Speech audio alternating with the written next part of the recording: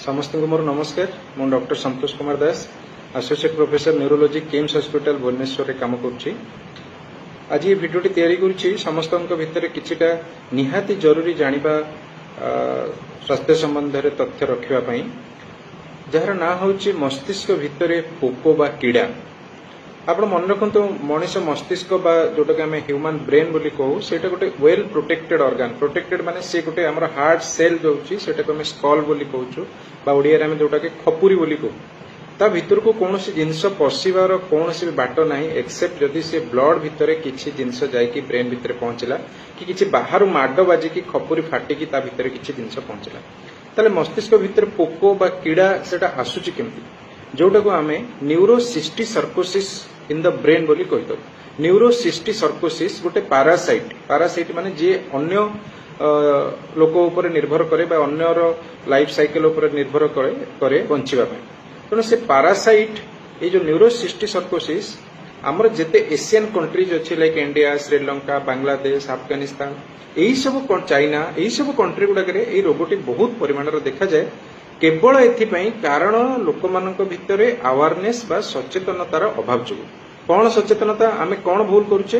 भूल एया बहुत समय आप देखिथे बहुत लोक जाऊे गोटे भोजी भात होते से गोटे काकुड़ी भांगिले कि गोटे टमाटर आणले काटिले ताको पाटरे पुरेले, तो से जो बिना धुआ बिना क्लीन रे जो जिनस आमे खाऊचे से जो जिनस गुड़ा पनीपरिया गुड़ा माटी रे लागुची बा फळुची, से जो पारासाइट ता ऊपर तार जो एक्स गुड़ा सेगुड़ा ता ऊपर थांती। तेणु जदि आपण से जिनसटा को भल कि क्लीन न करिके खाइले सेटा आपन को पेट को जीवो, पेट को जाई कि पेटरे तार एक्स गुड़ा बाहर की सेटा ब्रेन को जाई कि ब्रेन भितरे हमर तार वंश विस्तार करिवो।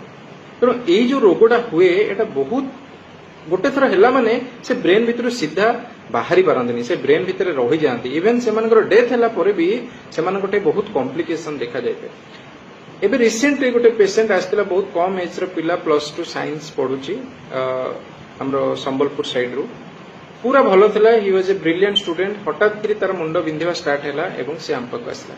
आपण देखंतु आमे जेतल तार ब्रेन रो एमआरआई करलु, surprisingly there are thousand hundreds of brain भितरे से पैरासाइट जोटा कि मस्तिष्क भितरे पोको बा कीड़ा अछन।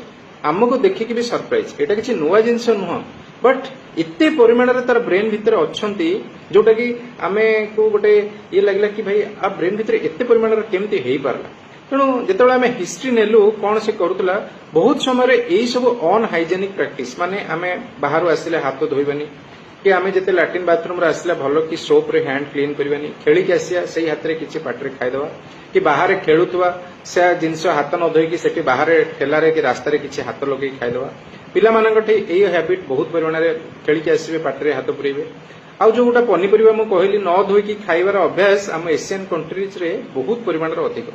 तेणु यही जो न्यूरोसिस्टी सर्कोसिस जो ब्रेन भीतर होउची बा मस्तिष्क पोको, एटा गोटे मोस्ट कॉमन कारण आमर एशियन कंट्रीज रो लोक माननकु फीड्स मारिया पई। देखंतु ए जेतले ब्रेन भीतर जाए 3-4टा स्टेज गला परे से मरि जाए, मरला परे से जिंसर ब्रेन भीतर गोटे कैल्शियम आकार गोटे जमा हो जाए, गोटे कैल्सिफिकेशन हो जाए, जहाँ फल कि से रोगी को सारा जीवन मध्य फीड्स मारे, जहाँ फल कि से मेडिसिन खाए। तेणु ये मस्तिष्क कीड़ा बा शह शह मस्तिष्क कीड़ा पोको एठू आपन को दूरे रहबाकू हेले आपनकर जो हाइजेनिक प्रैक्टिस, हाथ भल के क्लीन करवा, खाइबा पूर्व हाथ धोइबा, बाहर कोठी खेलुचंती बाहर किछि खाइबा पूर्व हाथ भल रे क्लीन करवा, कंचा पनीपरिया आदौ काटिकी बिना न धोईकी कि बिना कौनसी बॉयल न करिकी वाश न करिकी ताको पाटरे पुरेकी खाइबा, जहाँ फल कि एई जिंस पेट को जाइकी सेटा ब्रेन को जाइकी आपनको ब्रेन भितरे शह शह परिमाण कीड़ा हेइ पारे। Treatment is also difficult. जदि एते परिमाण रे कीड़ा रहिबो ताकू आमे मेडिसिन जदियो ता पे अवेलेबल अछि, किंतु सेतुरु संपूर्ण भाबे रोगी सुस्थ होबार चांसेस भी बहुत कम एवं जीवन प्रति मध्य विपद थाए। तेणु ए जो मस्तिष्क रे कीड़ा बा न्यूरोसिस्टी सर्कोसिस आपनकर मस्तिष्क भितरे आठो दूरे रहबेकु हेले आपण सुस्थ हाइजेनिक खाइबार पद्धति अवलंबन करतु, जहाँ फल रे कि एतरु आपण बंची पारिबो। नमस्कार।